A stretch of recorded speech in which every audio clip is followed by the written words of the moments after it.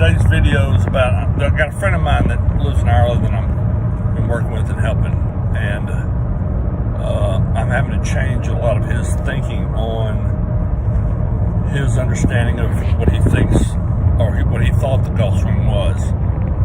And the main thing with anybody is, and I'm on my way to Houston, so I'm traveling I-10, so I may not be looking at my phone much, but anyway, the main thing, the big misconception I see pretty much every golfer that's not a pro have is this small tight circle or small arcs, small levers. They're misguided in thinking. The reason 99% of the people, or 100% of the people who do that struggle with distance and control, two things. A, they think it's an inside-to-inside path of the club head. It's not. It's a linear path that either goes down the line, out to the right, or it never really goes slightly to the left, because, and why is because if you watch pros, they go to their full arm extension either at impact or after impact. The reason that's important is, in baseball you see it all the time. You go watch any baseball swing slow motion and you'll see the right arm have angle, and the angle's coming out as they come in to hit the ball. Now they may hit the ball with some angle where the bat's not parallel or perpendicular to the body, parallel to the arms, but because the right arm is creating, what they're doing is they're going from a smaller arc to a bigger arc. All right. Now, both of those in baseball can produce, let's say, a home run. However, the one that creates arms fully extended, and contacts made, at that point you reach max either whip or lever, and you can be decelling, you can be coasting, and it's gone, and it'll go actually further than the one that still has a compressed angle that's trying to get out. And what I mean by that, in baseball, you can even miss it and hit it on solid, and it still goes out the park. Where the other way, you have to hit it solid. Everything's got to be right for it to go. And in golf, if you hold the golf club straight out in front of you, the end of the bat would be the sole. That would be the angle that's like the end of a baseball bat, even though we hit the face, use the face. But in actual physics, or on a tilted angle that we are moving this thing, that's where gravity would be. And I don't want to use gravity, but that's where it would come out, the whip, or in the bat. That's where the inertia all goes to. But you have the cerebellum, which controls all of us, and that's my video I haven't posted yet about my big aha was way back in the day, was that the cerebellum controls everything. You know, and this goes to the point where I was telling people the other day, I was going to put a video up about this.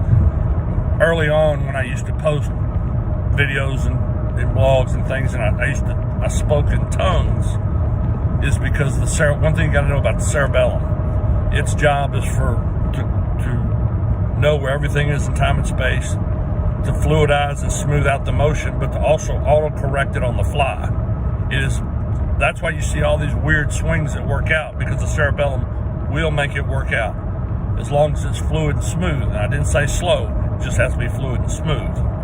But the cerebellum doesn't control my speech function. That's what happens is, when you get into your cerebellum, you get into the deeper part of the mind, and you actually use deeper muscles in the body. And if you use the shallow part of the mind, which everybody in golf does, is that's why they're trying to video it and slow it down. The cerebellum does not understand freeze frame motion. It'll understand slow motion, but it only understands continuous motion. and the fluidization of it and the accurate timing of it and all. That's what it gets. That's what your motor mechanics. I've had people say, well, I use the frontal cortex. No, you don't. Well, I'll put it this way. If you're any good, you don't. If you suck, you do. If you think you're going to map it out with TGM and all these other things by positions, it will not work for any human on the planet. Sorry, don't care. Your cerebellum controls you. It will not. It shuts off.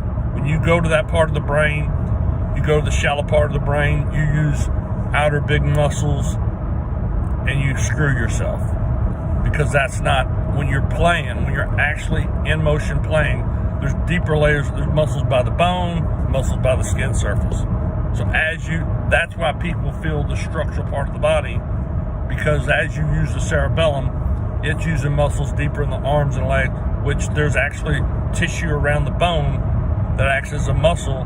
That's why you feel the structure. So the cerebellum is going to create the widest arc it can create. By creating the widest arc you can create, you multiply, you add a multiplier to your power function.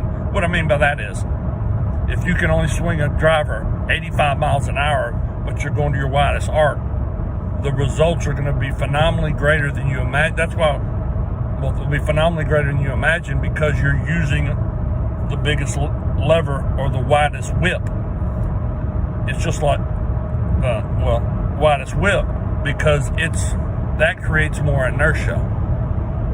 The function of speed does not create inertia. It just creates speed. The length of levers and whips and things like that create more time for inertia to build up. The less time, if it wasn't about length, you wouldn't have 44-inch drivers. You'd have a 30-inch driver, and you'd be hitting 9 miles. But you don't. You have long. So some people, the solution for more length is add 2 inches to your golf clubs. That's free, more power in a function of longer whip, longer lever. So in golf, what'll happen, the cerebellum will hold your right angle off, your right arm angle coming out. Like in Texas, it gets really hot and fast and dry in the summer. So the ground gets hard. So the ball tends to get away from you. So my cerebellum knows if I just hold it, I'm going to hold the right arm off. But before it gets to the right leg, it has to start undoing its thing for several reasons. A, I got to go down and get the golf ball. I don't care what you do, you got to extend to go get a golf ball. B, this holding and diving under works on a few shots, and then 3 shots later, you're all in a bind because you're getting in the way of deep core, a lot of things. And you hit it nowhere, you hit it all over the place. So the fact that you're standing there and the ball's on the ground at an angle, and where most people screw up is they play the golf ball too much on the sides of their body. Optimum is out in front of you, and the further out in front of you it is, the more ability you have to extend your arms to create the largest arc, and or if it's not far enough away, your upper body, your spine will stand up, your torso will stand up to create that length and give you the largest arc. Tiger does this great. I do it when I play golf, because I tend to not always. There's days I'm highly aware of, set up to it and move, and I'll step back away. Hogan did that a lot. But there's days that I just step up to it, and when I don't, I know my spine's going to stand up, and when it does, off it goes. And ironically, when the days that my spine backs out to create the room and the length, that's why, if you notice, Tiger the last few years, highly good ball control. I would say that's your maximum best ball control. I would even say this.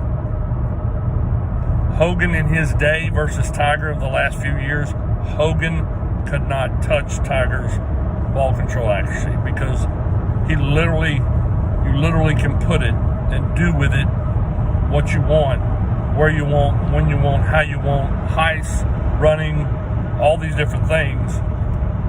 because you're allowing the spine to move, and by allowing the spine to change pitch and move, a lot of things are happening.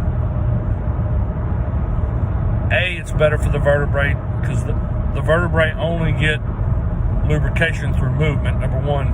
B, you're creating longest factors of the whip, and holding off with the right arm would be a whip, just like I've explained to people.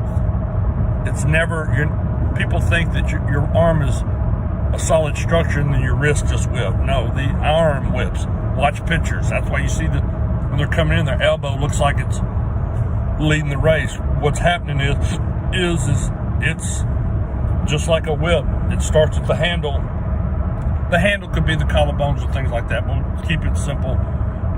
We'll just say it's a humerus. The upper arm the upper arm's leading, the hands trailing. Well, it's got to have the elbow out front because the hands in back, and there's the whip. But the whip's got to be at its longest. It's got to be at or going to or near its longest lever in order for it to have the race, because you need that travel time for the inertia to build up to give you the most pop, zip, whatever you want to call it, inertia transfer to the ball to propel it. Same thing with the golf club, same thing with human arms. So that's what people got. The point is pros. I'm not saying swing your hands wide and keep them wide, because your cerebellum is gonna fold your right arm. It's a function of body in motion, staying, not getting tugged all over the place and staying balanced. Now, it will never fold it and tuck it to your side. All right, it just needs to create an angle. It will keep your elbow off your side, because at the top of the swing, what you find is, if you watch Hogan in later years, if you look from a caddy view, your hands and arms from a caddy view end up in the same, Hogan, me, whoever, they end up in the same spot. They would not bring the club to parallel. They're going to bring it to some point over here on the side of us, relative, let's just say, to the right leg and foot. If you videoed yourself hitting a lot of balls, they should stop in that same location with every club every time. That would be the full swing with any club you have. And when they do, you can put a circle there, and you can also draw a line on the ground, and that's where they go every single time. But it's a combination of both arms, not what's the angle of the left arm. It's where these things stop in order to come back and create your most powerful whip and lever and get your longest width and everything fit and go through, if that makes sense. Where people screw up is they swing too far. Now, in the past, I did tell people to fold both arms. That's because they were trying to swing in circles around their body. I did talk about swing around your neck. Again, that's for the other side of thinking, where people think it's a circle. It's not. It's like a swing on a chair on a swing. It swings somewhere and stops, somewhere else and stops. It's not a full circle of the human body because you have a spine. It doesn't have to be. Just like baseball, these guys aren't spinning in circles. They start with the bat near and close to the right shoulder. They swing, arms fly way away from the bat, get sucked back in because the arms come back in because the cerebellum's trying to rebalance the system. So it looks like a big circular swing when it's really not. It's more of an oval than anything, and you can see that there's a video of Hogan where they track the club head. It looks like a big oval. It looks like he goes wide, comes in close, and then he's trying to go to wide again. He hits it at what I call medium arc. That's why his distances were so short with irons, because he never created the longest lever, longest whip, longest arc at going through a golf ball. Therefore, he didn't transfer near as much inertia as he could into the golf ball using the golf club in his body. But that's where John's learning in the cerebellum, for instance, how it learns. There's videos of Hogan, the slow motion drill, the one when he's younger, where you see it speed up through impact, that is the twitch of our body, whether it can be slow twitch or fast twitch. It does not have to be fast. It just has to be twitch. And you'll find that slow twitch leverages things further than fast twitch, because it's not about speed, it's about mass and length of arc, mass and length of whip, or length of catapult. But that's how the cerebellum learns. But it's got to be the full motion from start, wherever start is for golf. It's out in front, it goes somewhere, and it goes to somewhere. Baseball, it's over here to over there. Tennis, it's here to back to over, wherever it finishes. That's how you're going to learn to improve. That's how everybody's motor mechanics comes from the cerebellum, the deeper part of the brain. And again, you'll go to try to explain it, like I said, you can't. It's because I can't. My cerebellum doesn't know how to speak in words. I can visually see it and understand it, and that's where things, when I went to translate them on paper, didn't make sense, because what I could see in my head, there really wasn't words for it. The word to describe it was just off enough to where you knew that wasn't going to be it. So that's why people like, he talks in tongues, and because you got to get in your cerebellum. Now, people who think or see motion from their cerebellum point of view get exactly, they don't have, you wouldn't ask a question because you see what you need to see, you understand. There's nothing to hide in sports motion. It's movement. It's right there on the camera. You can see everything you need to see. The minutia of the body mechanics is irrelevant when you understand your cerebellum is creating either the widest arc possible, or whip, or lever, or the next widest. It will not. Small anything. Small gears go slow, big gears go faster. You know, it's just like there's a reason you cannot swing an iron shaft as fast as you swing a wood or a driver shaft, because the length of it it's just a function of length. That's a fact. No matter how much I speed my hands and arms up, if I take the same hands and arm speed and apply it to a longer shaft, I'm going to get a bigger number at the end.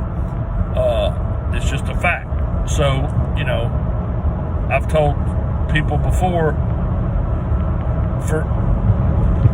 not that I want to do it, but if every one of my golf clubs was the same length as my 4-iron, I could still play great golf. I could still hit half wedges and chip and putt and all that. It's just, it's a free, here I'm going to hit it further through the bag per club, because I'm using what simple physics and math tell us. I don't have to go learn to be faster or stronger or turn more or turn less or shift anything. In a lever, there's no shift really required. Although, back to a lever, even if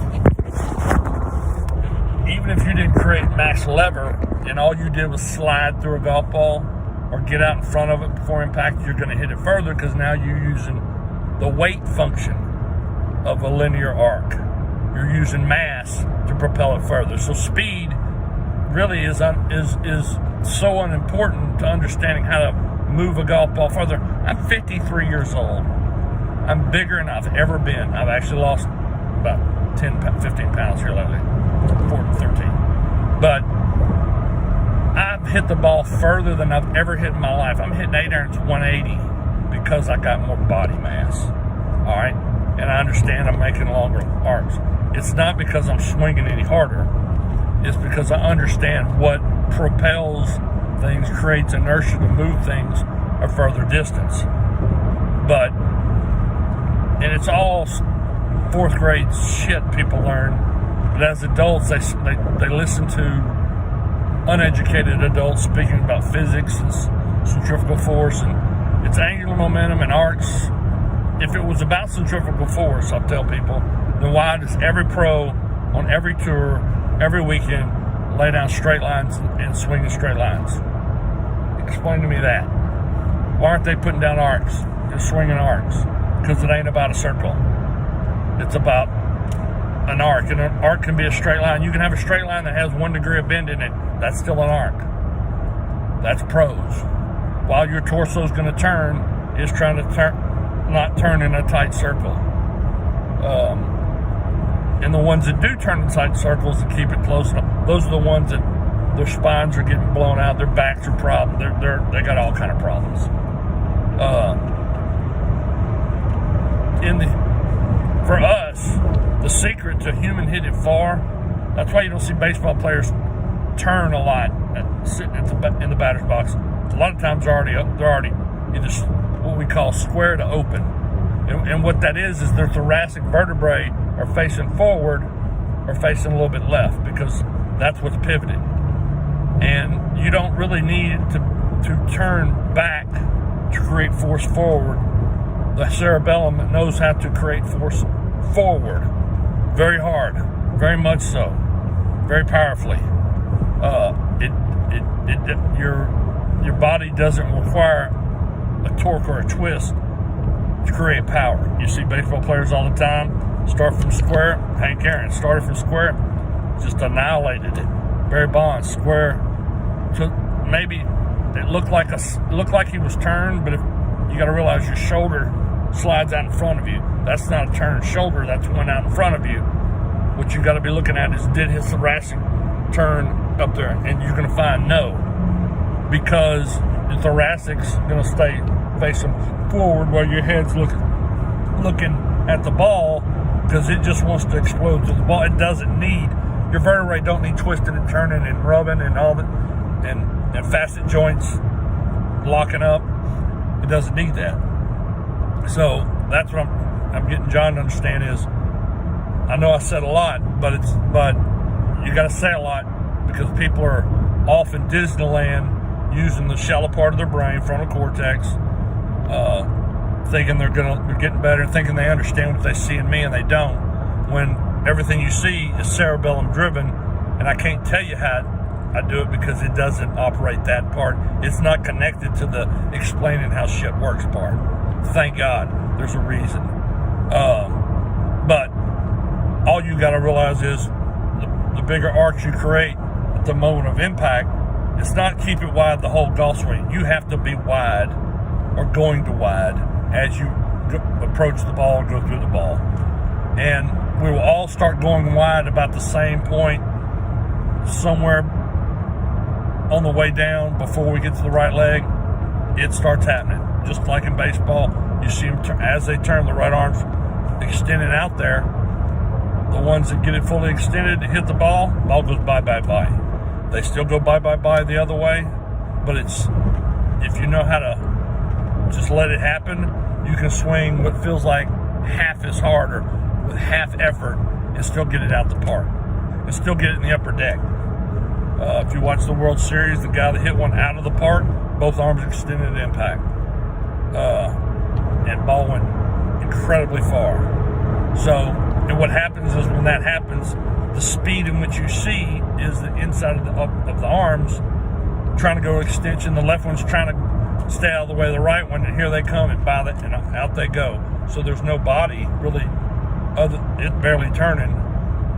But the faster the arms start moving, the faster the trunk goes. Hey, I got to keep up. That's why we operate so easily. That's why golf's so easy for me. I understand it's about the inside of my arms swinging side to side, or swing or moving, and the trunk's gonna keep up.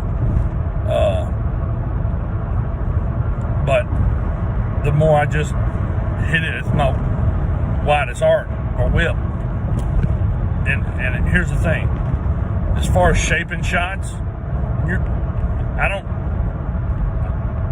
my ball goes pretty friggin' straight, so I don't have to worry about, when I have to shape shots, there's where the problem comes in, because now we've got to do something different in order to alter the club face, other than square at impact, or at the longest, widest arc. And what happens at the widest arc, because of inertia's hitting it, it's going to go to stable square. It's not going to want to go to open. It's not going to want to go to close. That takes more, that defies the laws of physics and inertia. That's what people don't get. You're going to return it back to square. So I just hit straight shots. I don't ever worry about it's a dogleg lift. I really want to, sure, there's shots I need to do it, but I'm not trying to hit it it's rare. If only if I absolutely have to. And only time you absolutely have to is if something's in your way, in my opinion. If you hit it going widest, wind doesn't affect it. A lot of things you get to go play golf. It may fall one way or the other because of where you hit it on the back of the ball, but other than that, it's going to be within feet of where you want it anyway. You don't really worry about it because you're just hitting shots and scoring and playing. So I don't worry about, because of modern clubs and modern balls, they're not designed to move it really anyway, so why move it? Just go hit it. Go hit it functionally fairly straight, and you'll play any course in the world. I mean, it's just that simple. You can learn to hit it, right side of the fairway if you want an angle coming in on the dog leg, right or left, or you'll learn. I don't put it. And you see Tiger do it all the time. That's why you see Tiger hit it left sides of fairways and just in the rough left. But it doesn't matter when you're in the rough. It's going to come out good and straight. Fairway or rough doesn't matter. You just allow for the rough not to bite as much. Who cares? If you're going both arms to extension, or like him, standing up your spine to where your arms can get extended, you're going to plow through the rough like it's not even there. And you see him do that. So that's why people struggle and suck and don't get it. And they're too busy worrying about where am I here? Am I on plane? Plane's irrelevant. The body is going to send the club head back through the golf ball. You just need to be creating the longest whips, levers, and arcs as you can to create the maximum amount of inertia in the ball and through the ball to achieve the shot you want. But you're too busy worrying about, is it going to get up? Am I going to hit it high? I'm afraid of all the stupid shit you worry about. If you just go do that, it's going to go probably straight. You don't have to worry about nothing but, where am I aiming this club face? People ask me all the time, how do I aim? Well, I point the club face. Where I want the ball to go? It doesn't even have to be exact. If it's just in the general direction, when I come back through with inertia, it's going to go where I want it to go. Because your cerebellum learns how to line you up. So it's always going to look like no matter if I'm drawing it or whatever, it's going to look like I'm aimed up left relative to where the face is pointing, because people looking at the feet. Nothing about your feet aims shit. Not in any sport. Feet have shit to do with aim. Contact location and things that dictate where a projectile goes. Sides of a ball, tops, bottoms, whatever you're doing, predict all those. Angles, curves, the whole bit. Again, in golf, pretty easy because straighten the arms, it goes damn straight. So I don't have to worry about it falling one way or the other. If there's wind, then I'll just let the wind fall, make it fall. But 9 times out of 10, that doesn't really, unless it's really blowing, it goes pretty straight. So put that into your golf game. Learn how to do that. That's not something somebody needs to teach you. It's something you got to learn to do. I highly suggest letting your spine stand up and create distance and room coming through. That's one way. Or the other way is reach for it. Mo reached for it greatly. That's why it looked like he didn't do much and he could hit it pretty much as far as you wanted. It was max with a lever. Now, he did go to it with his upper body at times. Don't do that. But that's golf in a nutshell. That's real golf 101 in a nutshell, where you don't have to worry about grip, stance, posture, none of that. All that's irrelevant if you're creating your max whipple, arc, length of lever, and that. So, have a good week. Enjoy your golf game. Cerebellum is controlling everything. Just know that, and nothing you can do about it. You got to learn how to get into it. There's a guy named Steve Yellen, fluid motion deal, talks about it. I wouldn't do the slow counting and all, because it talks about the cerebellum slowing down time, and I get that. Anytime I'm in a sporting function, whether it's duck hunting or golfing or whatever, my cerebellum kicks in, and that's what it does. It's the coolest shit in the world, but I get it, understand it. I know what's going on. I know what part of me is doing it. That's why I don't talk a bunch when I play golf. I know what's triggering to let me play the best I can play every day, even at 53. It don't matter if you're 5 years old or 75 years old. If you don't let your cerebellum operate you, you're fucked. You're absolutely searching in the dark. Every day's a new day. If you let your cerebellum control you, day 2 to day 1, it's been 15 years, and I ain't fucking hit it bad a day yet, because I know what I gotta let go and control. Now, I did learn shooting videos and talking to y'all and trying to talk to my shallow brain, how much I had to think about it. And that's why I quit doing videos, quit talking about it, because it's